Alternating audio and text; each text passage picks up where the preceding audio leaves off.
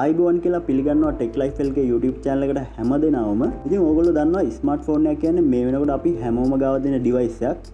ඒ වගේම අපි එදිනදා ජීවිතේදී ගොඩක් වැඩ කරගන්න අපේ ෆෝන් එක අපි භාවිතා කරනවා. මේත් එකම ගොඩක් දෙනෙක් බලන දෙයක් තමයි තමන්ගේ ෆෝන් එකේ ස්පීඩ් එක වගේම බැටරි ලයිෆ් එකක් ටිකක් වැඩි කරගන්නේ කොහොමද කියලා. මේකට සමහර වෙලාවට ඇප් භාවිතා කරලා බලනවා. එහෙම නැත්නම් විවිධ උපක්‍රම භාවිතා කරලා බලනවා. තමන්ගේ ෆෝන් එකේ ස්පීඩ් එක වගේම බැටරි ලයිෆ් එකත් වැඩි කරගන්න පුළුවන්ද කියලා. ඉතින් ඕගොල්ලෝ දන්නවද මේ විදිහට අපි භාවිතා කරන ගොඩක් උපක්‍රම වලින් විශාල ප්‍රමාණයක් ඇත්තටම භාවිතා නොකළ යුතු දේවල් කියලා. ඉතින් අපි හැමෝම මේ විදිහට භාවිතා කරන නමුත් භාවිතා නොකළ යුතු උපක්‍රම පහක් තමයි මේ වීඩියෝ එකේදී මම ඕගොල්ලොන්ට අරගෙන ආවේ. ඉතින් මේ වීඩියෝ එක ස්කිප් කරන්න නැතුව ඉවර වෙනකම්ම බලන්න. එතකොට ඔයත් මේ දේවල් වගේ ෆෝන් එකේ කරනවා නම් ඔයාටත් අදම මේ දේවල් නවත්තන්න හැකියාව තියෙනවා. ඉතින් වැඩි කතා නැතුව අපි යම් වීඩියෝ එක බලන්න. වීඩියෝ එකට යන්න කලින් තවමත් ඔයා අපේ YouTube channel එකට subscribe කරලා නැත්නම් පල්ලෙන් subscribe කරන්න. ඒ වගේම bell icon එකත් click කරලාම තියාගන්න. එහෙනම් අපි යම් වීඩියෝ එක බලන්න.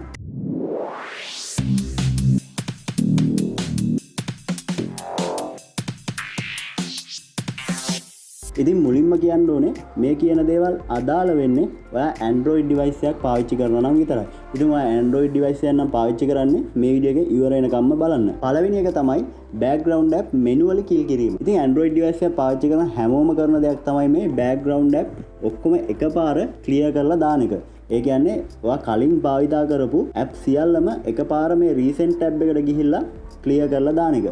ඉතින් ඇත්තටම මේකෙන් වෙන්නේ ඔයාගේ device එකේ performance අඩු වෙන එක විතරයි. මේ දේ ඇත්තටම ප්‍රයෝජනවත් උනේ Android KitKat Lollipop version වලින් ආපු device වලට වෙනකන් විතරයි. ඒ වුණත් KitKat Lollipop වලින් පස්සේ ආපු Android version වලට මේ විදියට background එකේ app run වෙන එකෙන් අපිට වැඩි කාර්යක්ෂමතාවක් ලබා ගන්න පුළුවන්. 2014 වර්ෂයේදී Google සමාගම විසින් Android memory all location එක සඳහා එතෙක් භාවිතා කරමින් තිබුණු Dalvik cache ක්‍රමය ඉවත් කරලා Android runtime එහෙම නැතිනම් වැඩි දියුණු කළ වර්තමානයේ භාවිතා වන ART ක්‍රමය හඳුන්වා දුන්නා. මේකෙදි memory management system එක සඳහා ART විසින් භාවිතා කරන්නේ ahead of the time. එහෙම නැතිනම් AOT compilation method එක නිසා background එකේ app run වෙන එකෙන් වැඩි කාර්යක්ෂමතාවක් එන්නුම් කරනවා. ඉතින් ඔයා මේ විදිහට නිතරම background එකේ app kill කරන එකෙන් එහෙම නැතිනම් recent app clear කරන එකෙන් වෙන්නේ ART ක්‍රියාවලියට බාධා ඇති වෙන එක. ඉතින් මේකෙන් ඔයාගේ phone එකේ performance වලට වගේම battery එකේ ආයු කාලයට අනිවාර්යයෙන්ම බලපානවා. ඉතින් ඒ නිසා ඔයත් මේ විදිහට background app kill කරනවා නම්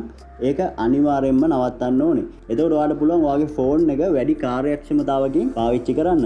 ඉතින් ඔයා මේ වෙනකොටත් මේ දේ කරනවා නම් අනිවාර්යයෙන්ම අදම මේ දේ නවත්තන්න ඕන. දෙවෙනි එක තමයි app cleaners භාවිතා කිරීම. සාමාන්‍යයෙන් ටික පරණ device එකක් ඔයා පාවිච්චි කරනවා නම් මේකේ internal storage එක මදි නිසා මේ විදිහට app cleaners භාවිතා කරලා cache file clear කරගන්නවා නම් මේ කියන දේ අදාළ කරගන්න එපා.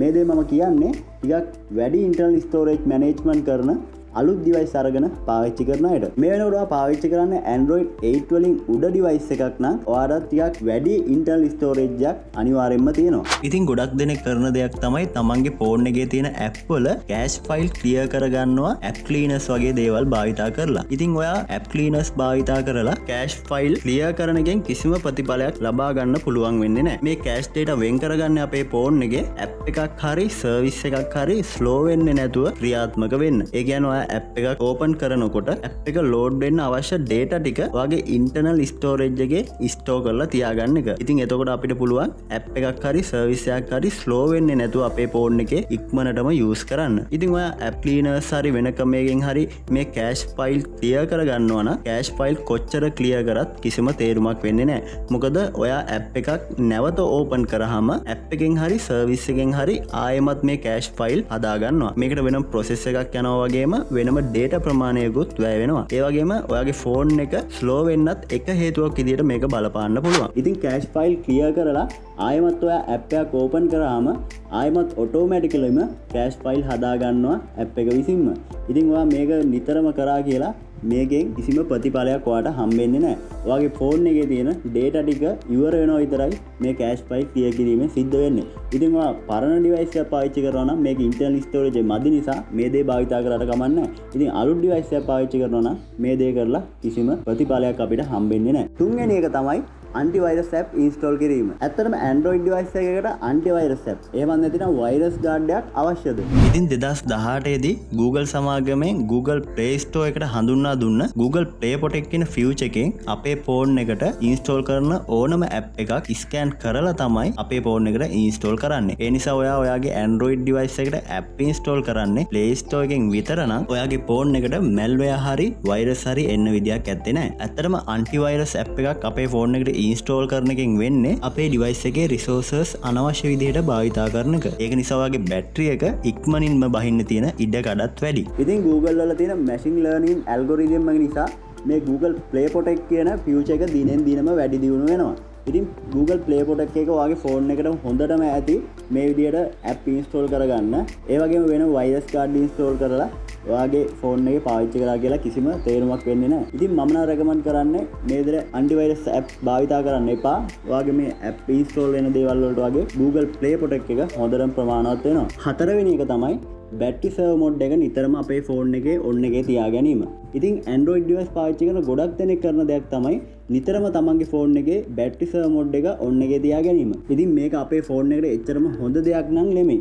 මොකද මේ වගේ වෙලාවට ඔයාගේ phone එක ටිකක් ලොකු වැඩක් කරනකොට phone එකේ පාවිච්චි වෙන්නේ less power cost එක විතරයි. මේක නිසා ඔයාගේ phone එක ටිකක් slow වෙන්න ඉඩ තියෙනවා. ඒ වගේම ඔයාගේ battery එක ඉක්මනින්ම drain වෙන්න තියෙන අවස්ථාවත් වැඩි. ඉතින් ඒ වගේම heating issues වගේ දේවලුත් ඔයාගේ phone එකේ එන්න පුළුවන්. මෙතනදී battery එක save වෙනවටත් වඩා ඇත්තටම වෙන්නේ ඉක්මනින්ම ඔයාගේ battery එක drain වෙන එක. ඒ වගේම CPU එකටත් ලොකු හානියක් සිද්ධ වෙන්න පුළුවන්. ඉතින් නිතරම battery serve mode එක on කරගෙන ඉන්නවට වඩා 15%ත් 20ත් අතර ප්‍රමාණයේදී battery serve mode එක on කරගන්න එක තමයි හොඳම දේ. ඉතින් ඔයා දුර ගමනක් වගේ යනවා නම් ඔයා නිතරම ඔයාගේ phone එක භාවිතා කරන්නේ නැත්නම් ඔයාට පුළුවන් battery serve mode එක on එකේ තියාගන්න. නිතරම මේ විදිහට battery serve mode එක on එකේ තියාගැනීමෙන් වෙන්නේ ඔයාගේ phone එකට හානියක් සිදු වෙන එක විතරයි. ඉතින් ඔයාට පුළුවන් මේ දුර battery serve mode එක නිතරම on එකේ තියාගන්නවා නම් අද ඉඳන් battery serve mode එක අයින් කරලා අවශ්‍ය වෙලාවට විතර battery serve mode එක on කරගන්න. ඉතින් පස්වෙනි එක තමයි අපේ phone එක rebooting නොකිරීම. සාමාන්‍යව phone එකක් on කරාම restart කරන්න කොච්චර කාලයකට පස්සේද? එහෙම නැත්නම් ඔයා phone එකක් on කරාම කොයි වෙලාවටද ඔයාගේ phone එක off කරන්නේ? ඉතින් මේ විදිහට හැමෝම තමන්ගේ phone එක on කරගත්තට පස්සේ restart කරන්නේ නැහැ. ඒ වගේම phone එක off කරන්නෙත් නැහැ. ඉතින් සමහර අය හිතනවා phone එක off කරේ නැතුණාම කිසිම ප්‍රශ්නයක් නැහැ phone එකට කියලා. ඉතින් ඇත්තම කතාව මේක නෙමෙයි. මේකට හොඳම උදාහරණයක් තමයි Samsung Galaxy S7 එකේ ඉඳලා මේ වෙනකන් එන හැම One UI build එකකම option එකක් තියෙනවා auto restart කියලා. මේකෙන් අපිට පුළුවන් වෙලාවක් දීලා අපේ phone එක restart වෙන්න හදාගන්න. මේ හරහා වෙන්නේ ඔයාගේ phone එකට press start එකක් දෙන එක. එක reboot එකකින් ඔයාගේ phone එකේ මේ වෙනකොට තියෙන අනවශ්‍ය process සේරම නවත්තලා දානවා. ඉතින් අපේ phone එක එක දිගටම reboot නොකර භාවිතා කරනවා නම් අපේ device එක slow වෙන්න පුළුවන්. ඉතින් ඔයාලට මේක සතියට එකපාරක් හරි නැත්නම් phone එක පාවිච්චි කරන්නේ නැති වෙලාවකට හරි ඔයාලට මේ දේ කරන්න පුළුවන්. ඉතින් අනිවාර්යෙන්ම ඔයාගේ phone එක reboot කරන්න. එහෙම නැතිනම් phone එක off කරලා ආයෙ on කරන්න. ඉතින් සමහර විට ඔයාත් මේ දේවල් ඔයාගේ phone එකේ කරලා ඇති. ඉතින් මේ විදිහට ඔයාත් මේ දේවල් කරනවා නම් අනිවාර්යෙන්ම අදම මේ දේවල් නවත්තන්න ඕනේ. ඉතින් එතකොට ඔයාලට පුළුවන් ඔයාගේ phone එක වැඩි කාර්යක්ෂමතාවකින් පාවිච්චි කරන්න. ඉතින් මේ වීඩියෝ ගැන මොකද හිතෙන්නේ කියලා පල්ලෙහෙන් කමෙන්ට් එකක් දාන්න. ඒ වගේම මේ වීඩියෝ එක තවත් යාළුවෙකුට බලන්න අනිවාර්යයෙන්ම share කරන්න අමතක කරන්න එපා. එහෙනම් ඉතින් අදට වීඩියෝ එකෙන් සමු ගන්නවා. මතක ඇතුව අපේ YouTube channel එක පල්ලෙහා තියෙන subscribe button එක click කරලා අනිවාර්යයෙන්ම subscribe කරන්න. ඒ වගේම bell icon එකත් click කරලාම තියාගන්න. එහෙනම් මේ වගේ වීඩියෝ එකකින් තවත් දවසක හමු වෙමු.